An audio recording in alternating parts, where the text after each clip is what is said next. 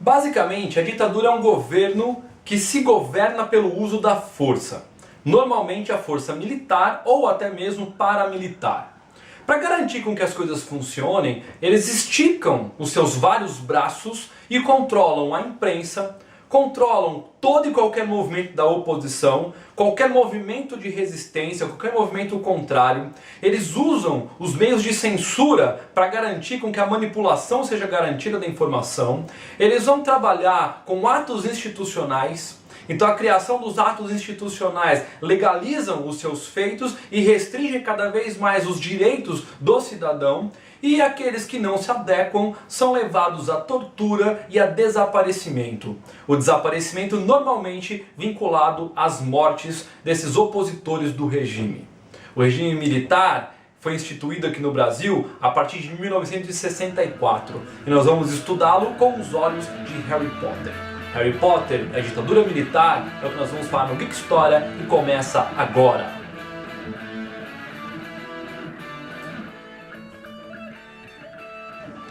Até agora aqui nós já vimos em Harry Potter toda uma base para trabalharmos sobre o preconceito social, a discriminação, o preconceito racial. Nós já falamos um pouco no programa passado sobre o golpe de Estado, como se forma um golpe de Estado, e nós vamos tentar olhar hoje para o Harry Potter e traçar um paralelo com a ditadura militar aqui no Brasil. Uma das primeiras coisas que esses regimes que acabam assumindo o poder pela força acabam fazendo são assumir o controle dos meios de comunicação. Então, se eles conseguirem controlar a imprensa, eles controlam e manipulam todo o restante da população. A maior parte da população é uma população que não é tão estudada ou que não é tão ligada a esses movimentos políticos, então eles acabam, de certa forma, facilmente caindo na lábia desses governantes. Então nós vamos ter ali o controle, por exemplo, do Profeta Diário.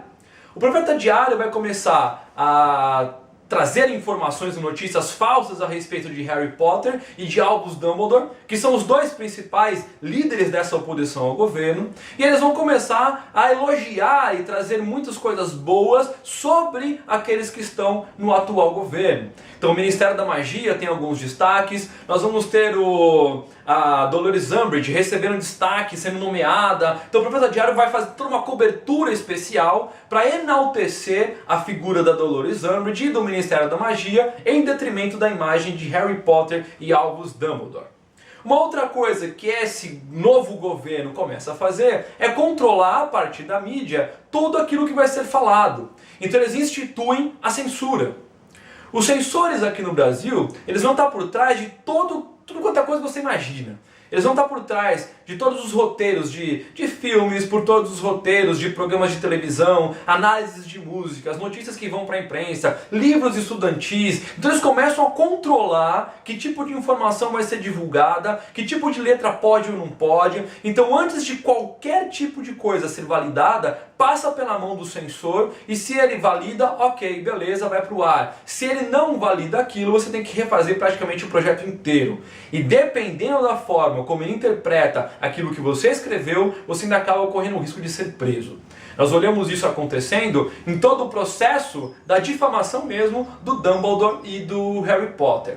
Eles conseguem, através da censura, limitar o poder do Dumbledore e articular todo um plano para derrubar o Dumbledore do poder. E quando a Dolores Umbridge assume, então eles passam a maquiar tudo aquilo que está sendo feito de errado e esses censores começam a cortar fora todas aquelas informações e notícias dos seus opositores.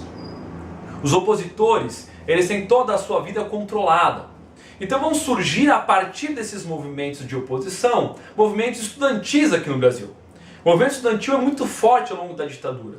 Ele vai ser enraizado em todo o direito que esses estudantes acabam perdendo, todo um processo de conscientização política, as reformas que o MEC faz. Então todo esse processo que vai despertar o movimento estudantil é na tentativa de lutar contra esse governo que se impõe e apoiar os direitos do cidadão ou as liberdades que eles consideram garantidas pela própria Constituição. Por isso que uma das primeiras coisas que os governos vão fazer é alterar a própria Constituição.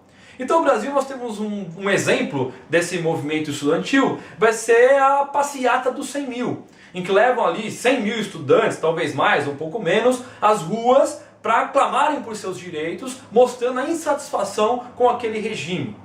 Nós vamos ter, por exemplo, em Harry Potter, a galera da Armada Dumbledore, que faz a resistência interna em Hogwarts. Nós vamos ter fora de Hogwarts a Ordem da Fênix, na Batalha do Ministério, em que a galera da Ordem da Fênix se defronta com a galera do Voldemort e ali fecha o pau geral. Então você tem uma tentativa de controle de todos esses órgãos a partir desse novo governo, normalmente se utilizando da força.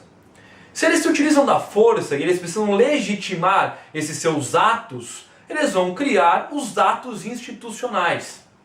Em Harry Potter, cada vez que a Dolores Umbridge ela lança uma nova ordem e ela começa com essas ordens tirar os direitos dos alunos, você percebe numa cena do filme que é muito engraçada, em que o Filch ele sobe numa escada e ele começa a pregar os decretos ali. Então vai ter decreto de tudo quanto é jeito. E não é um, não é dois. Tem uma hora que o Filch olha para a parede e está lotado de coisa e ele não sabe nem onde pregar mais, de tantos decretos que começam a surgir. No Brasil nós vamos ter 20 atos institucionais. O mais famoso deles é o chamado AI-5, em que ele restringe por completo todo e qualquer direito do cidadão. O AI-5 é o mais violento dos atos institucionais porque ele fere não só os direitos do cidadão, mas ele fere a integridade física do cidadão. Para cada desrespeito ao ato institucional, você poderia ser preso sem direito a advogado, sem direito à defesa, simplesmente o que valia era a palavra do inquisidor contra a sua. E para extrair informações, normalmente da oposição, ou de qualquer foco que o governo possa achar que exista, eles usavam dos meios de tortura. A Dolores Umbridge tem uma tática de tortura. Então ela vai usar, por exemplo, a maldição do Cruciatus, para mostrar para os alunos esses projetos de tortura ou como eles poderiam extrair esse tipo de informação. Ela maltrata ali no caso, né, os animais, a galera fica ali revoltada com ela, passam mal, não gostam daquilo, mas ela também acaba utilizando, né, com aquele lance da tinta, uma tortura do próprio Harry. Então o Harry vai ter que escrever lá algumas coisas que ela manda, e quando ele começa a escrever, a tinta suga o próprio sangue e é escrita com o sangue dele e ele fica com a marca na pele. Então aquele é um dos tipos de tortura gravíssimos que ela acaba cometendo com estudantes. Se nós vamos falar de tortura e tudo aquilo que passou na época da ditadura militar aqui no Brasil, nós falaríamos demais, mas as torturas variavam das várias formas possíveis. Dentre as mais comuns, né, estava ali você pendurar o cara no chamado pau de arara, você bater e espancar a pessoa com lista telefônica, os processos ali de afogamento, então você coloca um pano na cara da pessoa, joga água em cima para ela ficar com aquela sensação de afogamento, plástico na cabeça e outras formas muito mais cruéis ali de tortura que homens e mulheres acabavam sofrendo. Essas torturas, na maioria das vezes, extraíam informações inclusive falsas, que era para a pessoa ganhar um respiro e para ela, através da informação falsa, desviar o foco muitas vezes da família ou de qualquer outra coisa. Sob tortura, as pessoas mentiam e inventavam informações até que eles não sabiam, só para poder parar com a tortura. Em muitos casos, essas torturas levavam à morte. A morte era tida como um desaparecimento, então a pessoa desapareceu. Muitas vezes a frase era que viajaram para fora do Brasil. Viajaram para fora do Brasil não porque foram exilados ou porque fugiram. Viajaram para fora do Brasil porque o processo de tortura acabou levando à morte. Nós temos ali em Harry Potter uma das professoras, a Burbage, que ela acaba sendo torturada pelo Voldemort e ela acaba sendo morta por ele a partir do momento em que ele extrai todas as informações que ele precisa. Ela era professora de estudo dos trouxas e ela acaba sendo torturada até por essa relação que ela acaba tendo com os trouxas. Então isso é muito nítido, tanto em Harry Potter quanto na ditadura militar brasileira. Momentos tristes que o nosso país passou, momentos tristes que são relatados na obra de J.K. Rowling.